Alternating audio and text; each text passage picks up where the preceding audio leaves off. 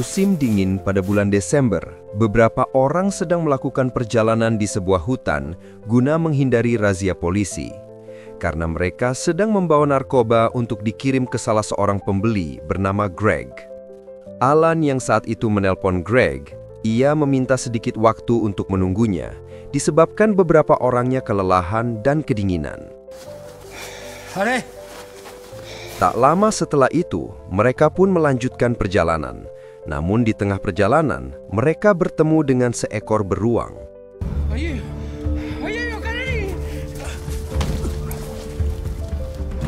Dan hal itu membuat mereka takut dan kocar-kacir.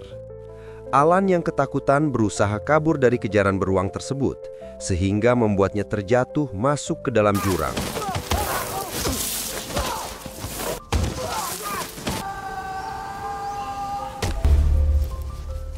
Greg yang sudah lama menunggu Alan di pinggir jalan mencoba menelpon Iro, bosnya Alan. Dan Greg memastikan apakah Alan benar-benar sudah jalan dan membawa narkobanya. Dan Iro memastikan hal itu bahwa Alan sedang menuju ke sana. Di sisi lain, seorang lelaki parubaya bernama Michelle baru saja pulang dari supermarket. Saat itu Michelle sedang asik mendengarkan radio di mobilnya. Namun tiba-tiba ia dikagetkan dengan seekor beruang yang sedang berdiri di tengah jalan.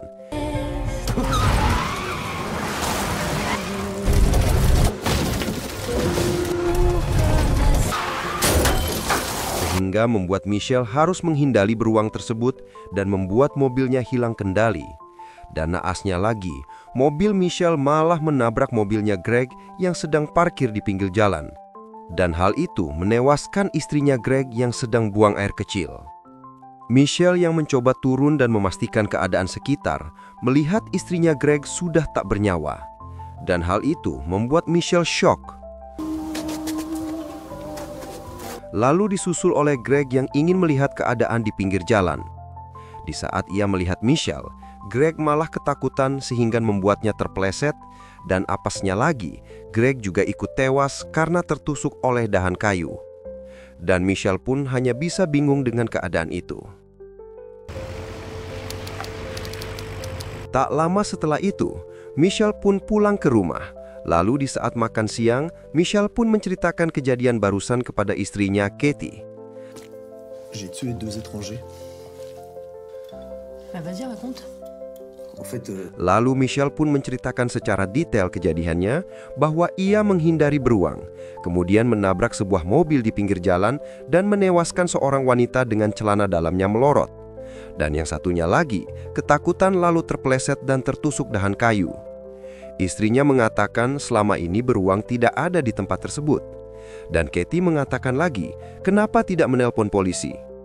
Di sana, Michelle tidak berani menelpon polisi karena pajak kendaraannya mati, dan itu bakal panjang nanti urusannya, jawab Michelle.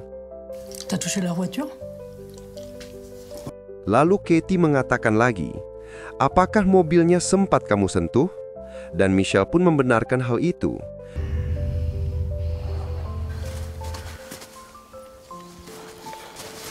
Qu'est-ce que tu fais? Je redonne un peu de sa dignité. Dan seketika itu juga, mereka bergegas ke TKP untuk menghilangkan jejak sidik jari Michelle. Awalnya niat mereka hanya ingin membersihkan sidik jari Michelle di mobil itu. Namun di saat Katie memeriksa keadaan sekitar, Katie malah menemukan uang di bagasi belakang mobil tersebut, yang jumlahnya sangat banyak. Michel, Qu'est-ce qu'on fait? on réfléchit. Dikarenakan Katie sering membaca novel-novel tentang kriminal, otak kriminalnya pun beraksi dengan menyembunyikan mayat Greg dan istrinya. Ah non, faut que t'arrêtes de lire tes bouquins policiers, c'est pas possible. Namun Michelle yang polos pun melarang Katie. Namun Katie mengatakan kepada Michelle, tidak usah banyak tanya, kerjakan saja apa yang ia perintahkan sebelum ada orang yang datang ke tempat itu. J'y arrive pas.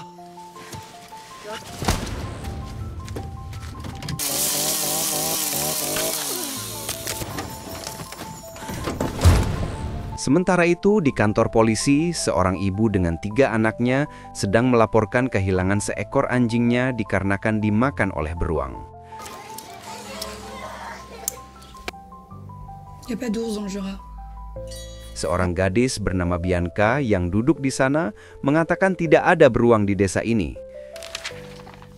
Et qui leur a donné des crayons? Dan di tempat yang sama juga, ternyata anak buahnya Alan sudah berada di sana, sedang diinterogasi dan melaporkan apa yang barusan mereka alami.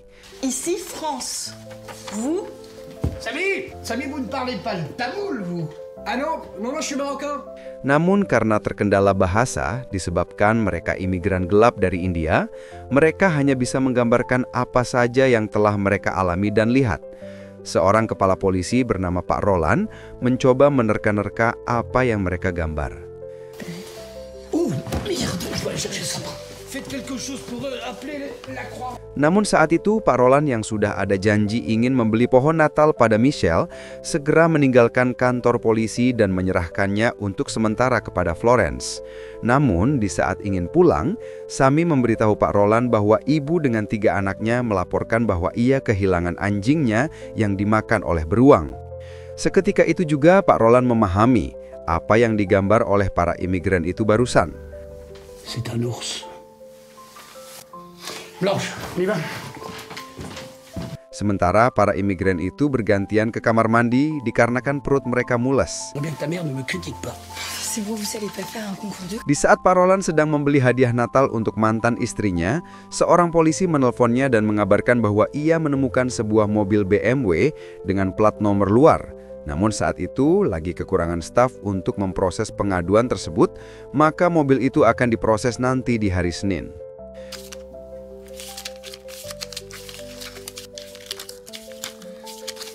Sementara di rumah Katie dan Michelle sedang menghitung uang yang mereka ambil dari mobilnya Greg.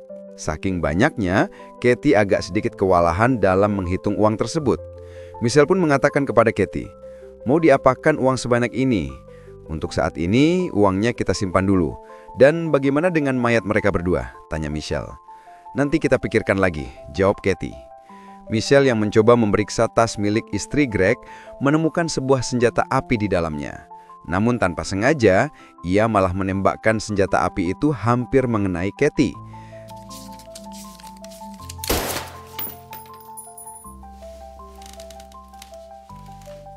Dan hal itu dilihat oleh anaknya Dodo yang merupakan anak spesial. Elle est où la manette de la Play? C'est pas la peine de la cacher.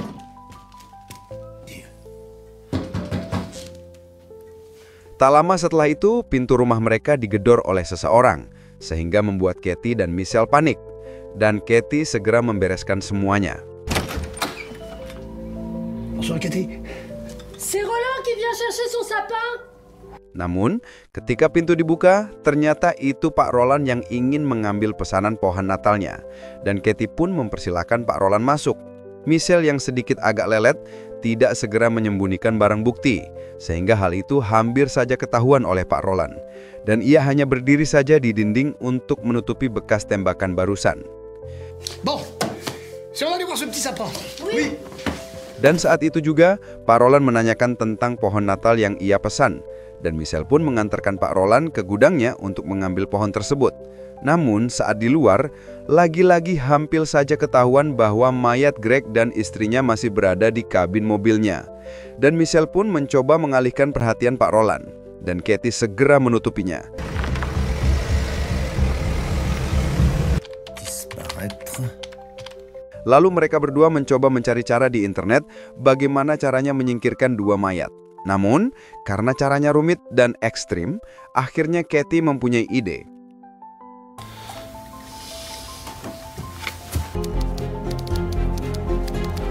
Yang mana, keesokan harinya mereka membawa sebuah sampan ke sungai dengan mayat Greg dan istrinya.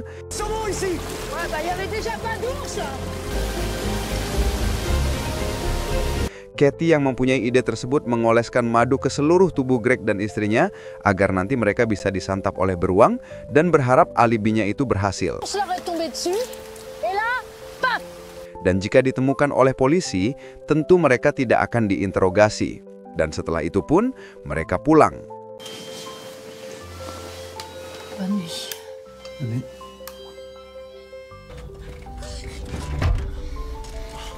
Keesokan harinya, ketika mereka kembali ke sungai untuk memastikan apakah rencana itu berhasil, namun rencana itu gagal. Dan malah mereka menemukan lagi satu orang korban, yaitu jasadnya Alan yang sempat terjatuh dari jurang. Karena mereka tidak menemukan cara lain, mereka berniat mengembalikan lagi jasad mereka ke tempat semula.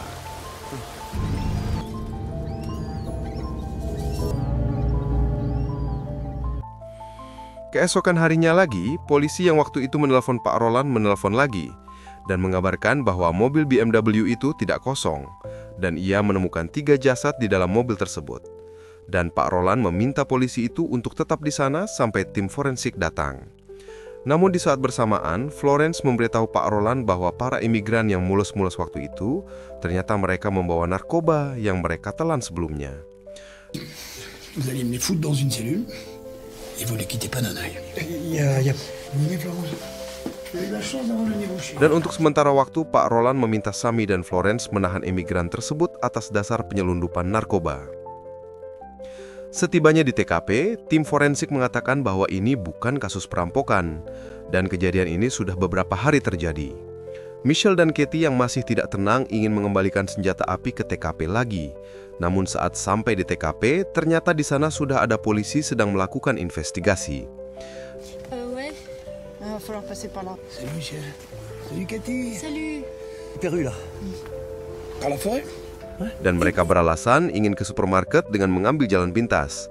Padahal, itu alasannya mereka buat-buat untuk menghilangkan kecurigaan polisi kepada mereka berdua.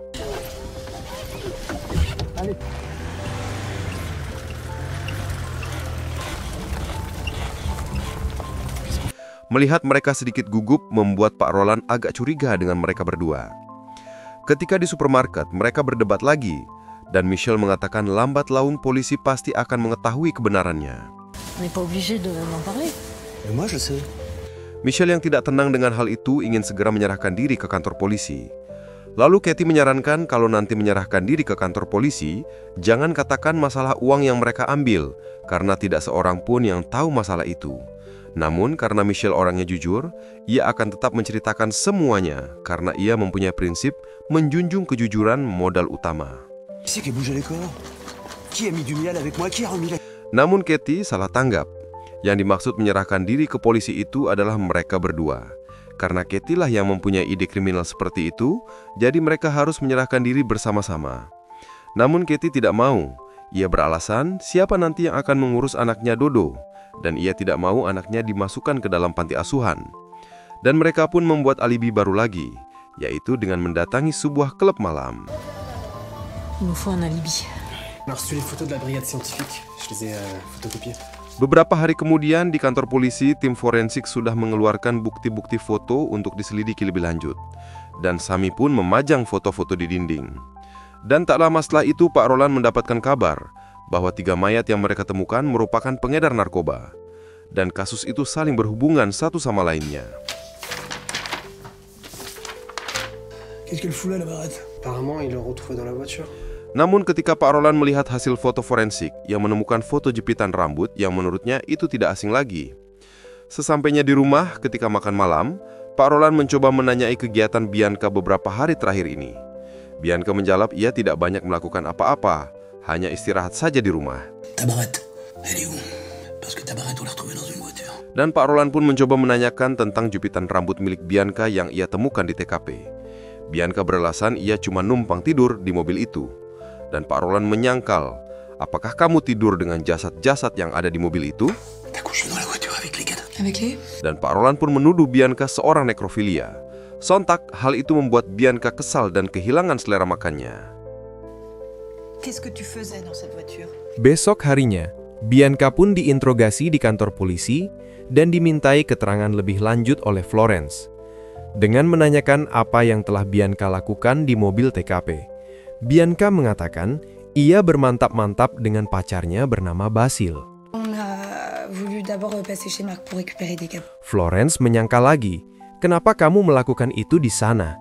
Karena saat itu adiknya Basil sedang berkunjung ke rumahnya, makanya mereka bermantap-mantap di sana. Dan Florence bertanya kembali, apakah kamu tidak melihat jasad atau mayat di mobil itu? Dan Bianca menjawab, hanya ia dan Basil saja ketika itu berada di dalam mobil tersebut. Dan Florence pun berspekulasi bahwa mayat-mayat itu ada seseorang yang telah meletakkannya di sana. Dan mereka pun mencoba mengecek CCTV, namun tidak menemukan sesuatu yang mencurigakan. Saat Pak Roland menyimpulkan semua kejadian itu dan TKP-nya, ia menemukan titik terang karena di tempat tersebut hanya perkebunan dan hutan pinus milik Michel dan Katie lah yang ada di sana. Il y a la ferme des sapins. Très fort, Samy. Chez Michel et Cathy. Lalu ia dan Florence pun bergegas menuju rumah Michel dan Katie untuk dimintai keterangan. Namun ketika ditanya pada malam kejadian, mereka beralasan bahwa mereka pergi ke klub malam dan tidak mengetahui hal tersebut. Dominique. Doudou? Doudou, viens là mon grand. Karena Pak Roland masih belum puas mencoba menanyakan hal tersebut kepada Dodo. Doudou, la nuit du 21. Il est pas sourd, hein. Namun Dodo menjawab, ia hanya istirahat dan tidur saja waktu itu. Namun karena kasus ini belum menemukan titik terangnya, 2 polisi regu kriminal didatangkan langsung dari Paris untuk mengambil alih kasus ini. Namun di saat yang bersamaan juga, Iro, bosnya Alan pun sudah sampai di kota tersebut. Sebelum polisi itu sampai di kantornya Pak Roland, Iro segera menghabisi 2 polisi itu beserta dengan penjaga minimarket di pom tersebut.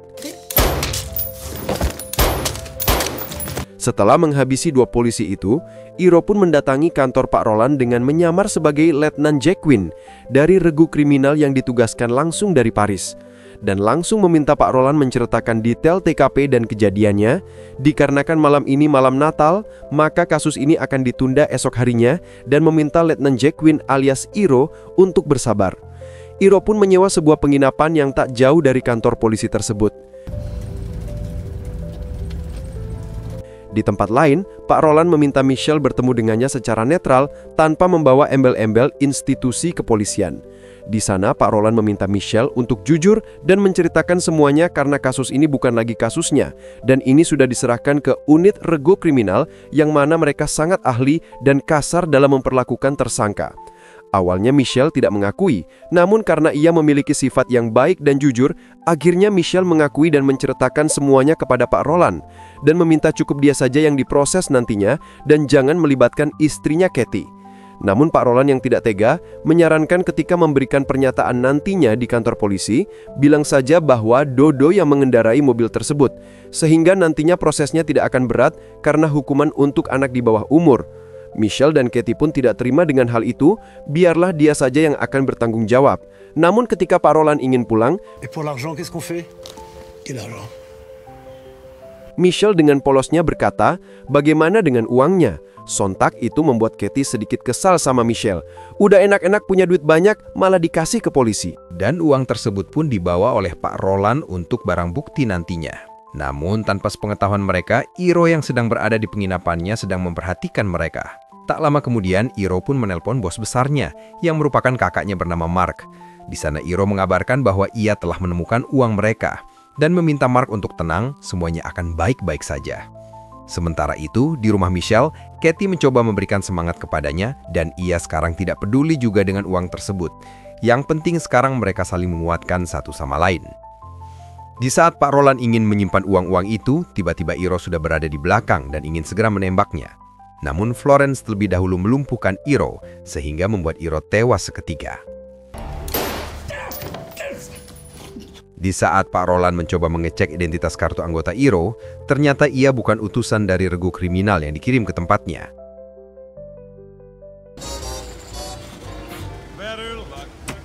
Di saat Michel, Katie, dan Dodo ingin merayakan malam Natal, mereka sempat terlebih dahulu singgah di pom bensin untuk mengisi bahan bakar.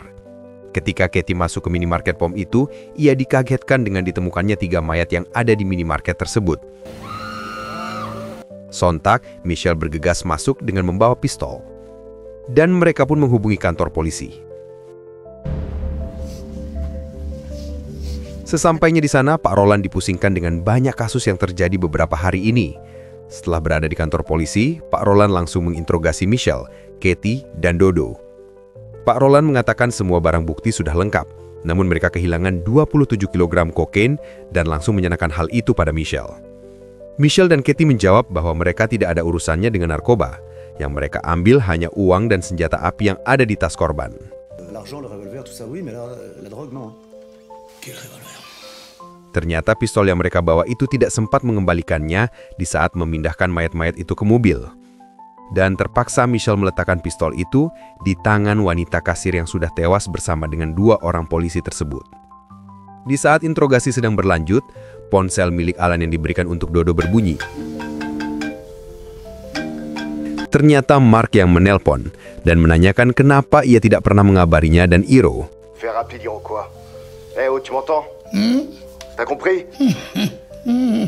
Dan di sana Pak Roland menyudahi wawancaranya dengan Michelle dan mempersilahkan mereka menghabiskan malam Natal terakhir mereka bersama. Dan Pak Roland pun pulang untuk menghadiri acara makan malam dengan mantan istrinya, sekaligus mengenalkan calon pacar dari mantan istrinya. Dan malam itu juga pun Pak Roland mengirim pesan pada Michelle agar ia tidak usah datang ke kantor polisi untuk memberikan pernyataan dan menyerahkan diri ke kantor polisi. Dan ia sendiri yang akan mengurus kekacauan ini. Keesokan harinya kantor mereka didatangi oleh seorang komisaris polisi dan menanyakan tentang kekacauan ini. Ia mengatakan kasus sebesar ini serta memakan banyak korban kenapa tidak ada motif dan tidak ada uangnya. Lalu kepala komisaris itu curhat bahwa ia sedang butuh uang untuk membelikan hadiah piano untuk anaknya. Pak Roland yang paham pun segera memberikan sedikit hadiah untuk komisaris tersebut. Namun pada malam harinya, ketika Michelle, Katie, dan Dodo ingin merayakan tahun baru, tiba-tiba Mark sudah berada di rumah mereka dan menanyakan di mana keberadaan uang dan narkobanya.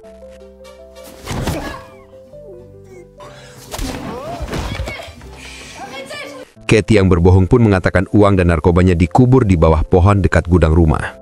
Lalu Mark meminta Katie untuk menunjukkan di mana ia menguburkannya.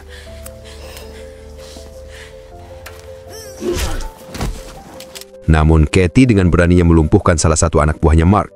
Ketika Mark ingin menembak Katie, tiba-tiba sebuah traktor menyala dan menyerang Mark. Ternyata yang mengendari traktor itu adalah Dodo.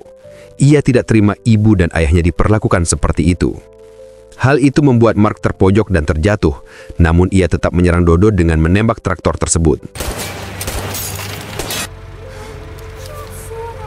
Dan Dodo pun langsung melindasnya dengan traktor itu sehingga membuat Mark rata dengan tanah. Setelah itu Michelle dan Katie pun tetap membawa Dodo untuk perayaan malam tahun baru. Namun Dodo yang sudah merasa dewasa dan teman-temannya yang lain pun pergi sendiri tanpa ditemani orang tua. Dodo pun meminta ayah dan ibunya tidak usah mengantarnya sampai ke tempat acaranya. Karena menganggap masalahnya sudah selesai, Michelle dan Katie pun merayakannya di klub malam, menikmati waktu dan kemesraan di antara mereka berdua. Dan cerita pun tamat.